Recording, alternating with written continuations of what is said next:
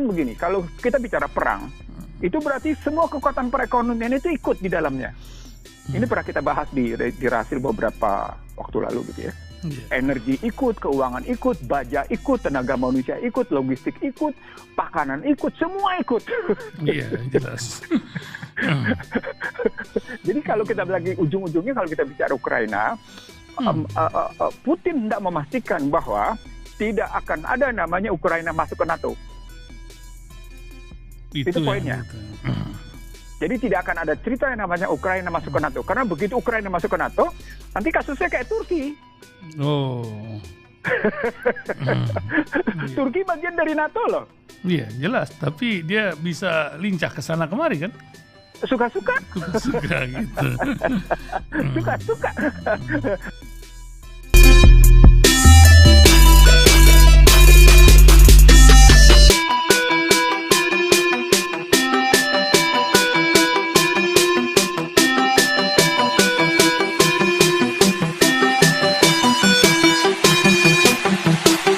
Assalamualaikum Bang Iksanuddin Nursi. Waalaikumsalam warahmatullahi wabarakatuh. Doa kami untuk kesehatan Bang Iksanuddin Nursi selalu ya. Pendengar selalu doakan ini. Ya itulah sandiwara dunia, kadang kita dikasih sakit sedikit lah. Ya macam sakitnya orang-orang Eropa sama Rusia. Sekarang ini perang dingin apa perang setengah hangat ini Bang. Apakah mempengaruhi dunia kah, ekonomi kah, atau apa ini urusan di mana tuh Ukraina sana? Bagaimana Bang Iksanuddin Nursi melihat peta politik dunia ini? Kok senang sekali persiapan perang ini, kan duitnya besar untuk biaya pertahanan itu. Gimana Bang? Silakan Bang. Saya kebetulan mengikuti Ukraina ini, Bismillahirrahmanirrahim. Saya kebetulan mengikuti Ukraina ini bukan era Biden yang kelihatan demikian responsif terhadap sikap Vladimir Putin di Ukraina gitu ya. Yang mengerahkan 100.000 pasukan ke sana, dan Amerika kemudian mengerahkan sekitar 3.000 lagi. 3.000 lebih, dan kemudian NATO juga turun. Saya mengikuti sejak Crimea diambil alih, dianeksasi istilahnya. Dan itu kita bicara 2 tahun lalu tuh. Iya. Ketika Turki ikut sana, ketika ya? Trump dianggap tidak bereaksi atau tidak berkomentar terhadap aneksasi Crimea oleh Rusia gitu. Dan sebagian orang berpendapat ini aneh nih, Trump kok tidak bereaksi atas aneksasi Crimea oleh Rusia gitu. Kongsiannya. Iya. Jadi buat saya itu justru itu di Amerika sendiri ada 2 sikap sesungguhnya dalam melihat posisi Ukraina. Pertama, ketika era Trump itu Trump mengkritik jumlah belanja seluruh negara NATO terhadap kepentingan NATO, berapa persen sesungguhnya. Nah ternyata dari seluruh anggota NATO itu yang belanjanya 3% dari APBN untuk kepentingan NATO itu cuma Amerika dan beberapa negara lain. Yang lainnya nggak nyampe kayak gitu-gitu. Itu pernah saya sampaikan dalam diskusi dan dalam berbagai tampilan saya di seminar di mana-mana gitu. Kenapa Trump memprotes? Karena itu Trump menganggap kalau kita memang mau bertanggung jawab terhadap Ukraina, ya kita perbaiki dulu NATO kita gitu. Semuanya konsisten menyatakan 3% terhadap total anggaran untuk NATO, ya keluarin dong, ini kan ternyata enggak gitu. Itu satu ya. Dan ternyata semuanya diam kecuali Prancis dan Jerman gitu.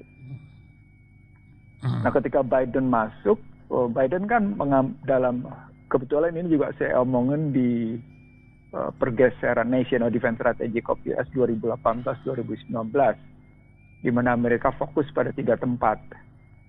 Selat Taiwan juga sih pernah kita sampaikan di Rasil. Selat Taiwan, Laut Cina Selatan, dan Ukraina. Karena lagi-lagi Ukraina adalah soal jalur pipa. Jalur pipa gas dari Rusia Jerman ke Eropa. Dan karenanya Amerika kemarin, Biden menjamin pasokan gas buat Eropa, dan dianggap itu cuma kebutuhan sesaat karena kebutuhan gas untuk Uni Eropa total 80% dari Rusia. Maka muncul kajian, andai kata terjadi misalnya katakan bentrok antara NATO dengan Rusia, apakah pasokan gas akan dihentikan oleh Rusia? Ada dua jawabannya. Jawaban yang pertama, Rusia sendiri tergantung atas pendapatan penjualan gasnya ke Uni Eropa, sehingga tidak mungkin dihentikan. Itu jawaban pertama. Jawaban yang kedua, memang dihentikan juga, karena bagaimanapun Rusia tidak bermaksud mendikte Uni Eropa, sehingga mengganggu perekonomian dunia gitu. Sebagai kekuatan perekonomian ketiga, keempat ya. Yang pertama Amerika, yang kedua Cina, dan kemudian muncul Uni Eropa bersama Jepang. Nah dari sana orang tetap melihat sampai seberapa jauh kekuatan fosil. Nah disitulah perang yang sesungguhnya. Energi, ya. Bahwa fosil, energi fosil, energi berbasis fosil, sama energi berbasis baru terbarukan itu menjadi kata penting. Ini dia. Intinya di situ, karena memang dunia sedang diarahkan ke dalam arah energi baru terbarukan oleh Partai Demokrat yang sedang berkuasa. Jadi mereka betul-betul mengarahkan energi baru terbarukan. Anda bisa lihat pernyataan Bill Gates yang menyatakan new normal nanti dia akan sama dengan 2019 setelah Omicron, flu COVID-19 menjadi flu biasa. Dan itu mengarahnya sebenarnya arahnya dalam rangka mengatur cuaca, mengatur apa yang disebut dengan geoengineering, istilah saya dalam artikel saya 27 Januari 2020 gitu ya.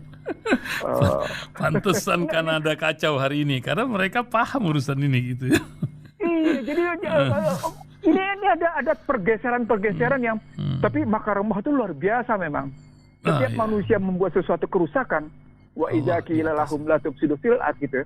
Allah selalu memunculkan sesuatu yang di luar kehendak manusia yang kemudian menyeimbangkan kembali kehidupan manusia gitu, kehidupan alam gitu.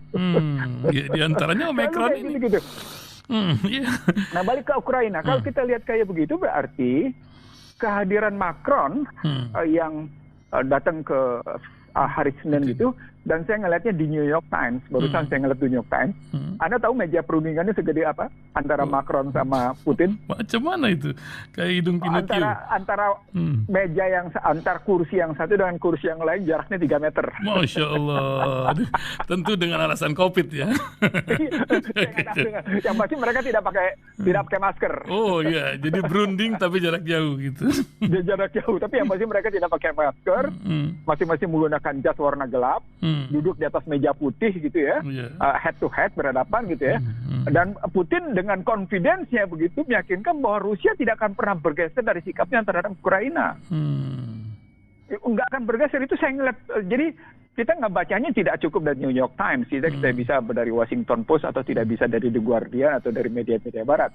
Tapi juga kita mau lihat dari media imbangan lain, misalnya seperti radio televisi Turki atau yang lain-lain gitu. Ya, ini kelihatan mejanya putih panjang kali itu. Iya betul.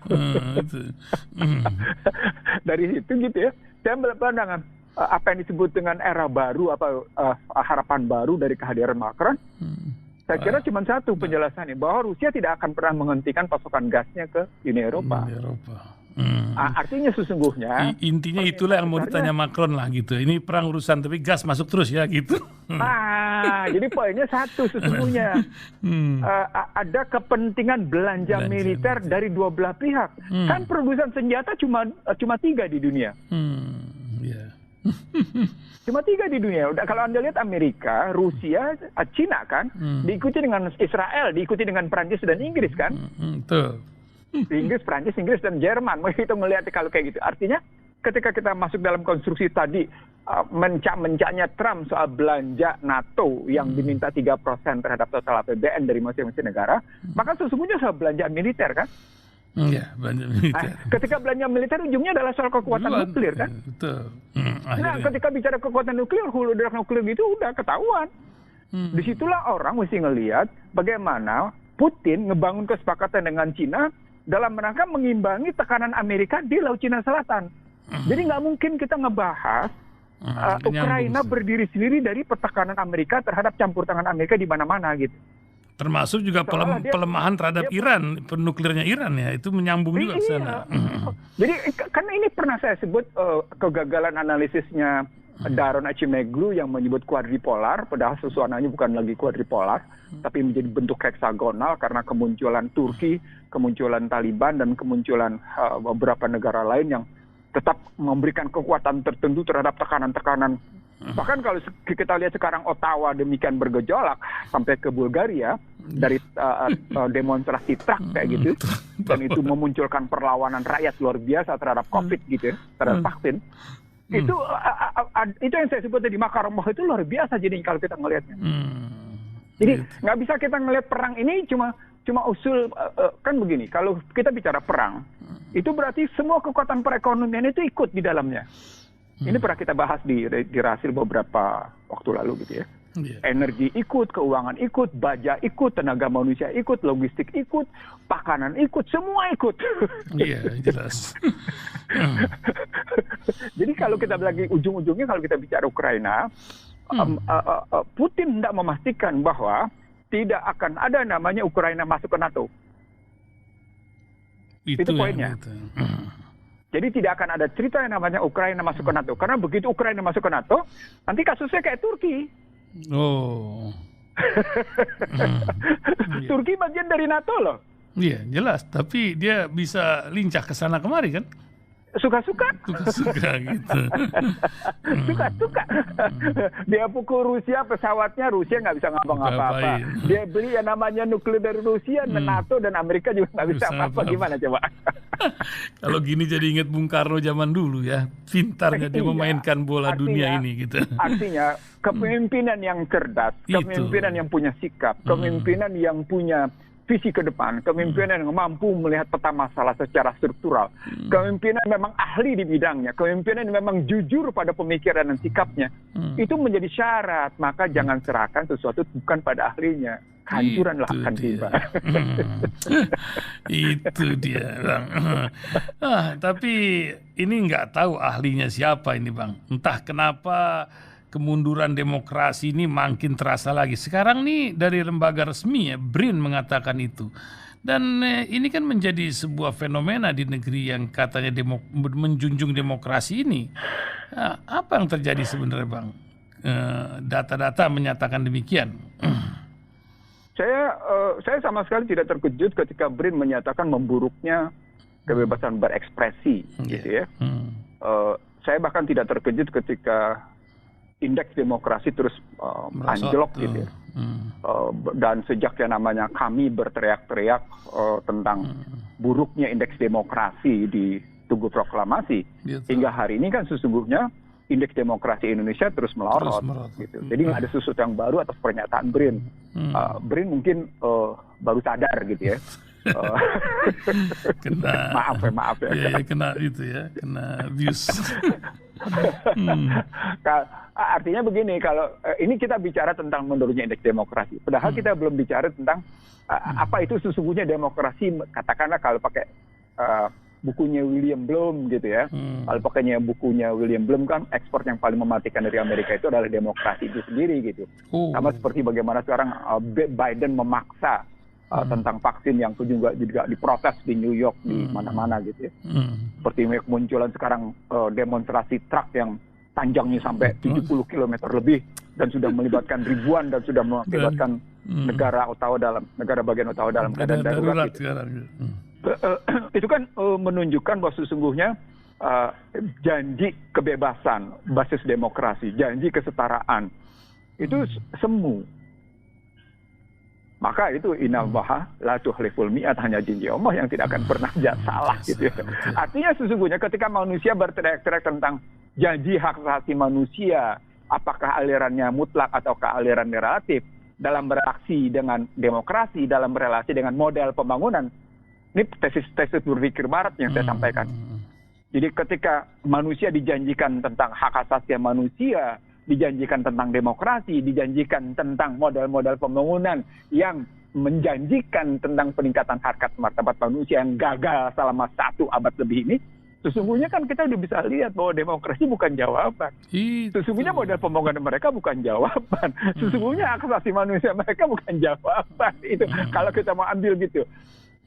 Saya terkejut ketika kita bongkar Al-Mu'minun gitu ya. Saya baca baik-baik Al-Mu'minun. Ini kan pertarungannya soal kaum kafir, kaum munafik dengan kaum beriman. Sesungguhnya kalau kita ambil dari pertarungan gitu. Karena dunia sudah makin tua gitu dan menuju pada hari akhirnya nanti gitu. Maka kan kajiannya mesti kita pertajam antara apa yang disebut dengan masyriki wal maghribi, antara barat sama timurnya itu, walaupun mereka bilang sudah muncul. Tetapi jangan lupa dengan situasi sekarang ini, di mana Cina tetap mampu menunjukkan perlawanan perang dagang dengan Amerika, dan dianggap Cina tidak pegang janji, sementara Amerika tetap memaksa agar Cina belanja sebanyak 200 miliar dan tidak terpenuhi pada November-Desember kemarin. Maka sesungguhnya peperangan atau Barat Timur itu gitu ya, apakah blok Barat Amerika dengan NATO-nya, lalu kemudian Rusia, Cina dengan blok Timurnya, kalau sebutlah begitu, akan memang melahirkan satu model blok perang dingin baru atau tidak, kita tidak tahu. Kita tidak mengerti karena teknologi yang muncul sekarang ini meluluh lantakan model-model pemblokan seperti itu. Apalagi mereka, kalau hari ini saya lihat, sejumlah pemain kripto itu mulai risau dengan ketentuan-ketentuan yang akan dimunculkan oleh Federal Reserve. Jadi ada situasi fuka yang dibuat sedemikian rupa, di tengah yang namanya mereka belum muncul satu kesepakatan baru untuk ngebangun kira-kira kayak gimana dari situasi sekarang. Krip ekonomi yang mereka sebut, dari pergeseran dari cryptocurrency menjadi krip ekonomi kan gini. Itu kan berhadapan dengan penguasaan bagaimana jatuhnya kemarin Mark Zuckerberg di Metanya, sehingga kehilangan 417 triliun gitu ya. Hanya karena persaingan dengan TikTok dan persaingan beberapa lain dan dianggap tidak menyelesaikan masalah. Situasinya terus bergeser. Saya kemudian mencoba lagi membangun analisis tentang ini bagaimana relasi kekuatan teknologi ini dengan kekuatan keuangan. Karena ujungnya mereka tetap, yang saya bilang dalam hukum bangsa terbelah, mereka tidak akan bergeser dari 5F tadi.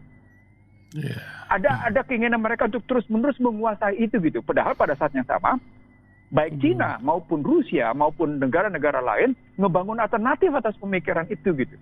Kecamuk ini yang saya bilang di Indonesia kajiannya nggak kelihatan secara tajam gitu. Yang munculnya kemudian malah BRIN, soal demokrasi gitu.